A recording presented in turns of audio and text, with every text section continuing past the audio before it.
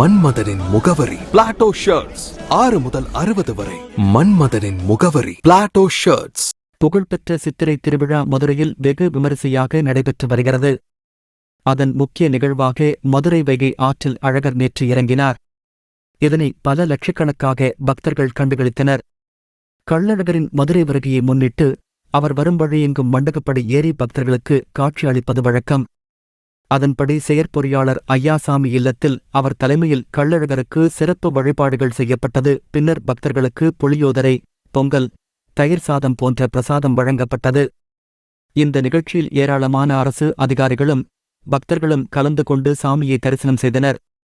இதற்கான ஏற்பாடுகளை செயற்பொறியாளர் ஐயாசாமி செய்திருந்தார். மதுரை டைரி செய்திகளுக்காக கேத்திருப்பதே.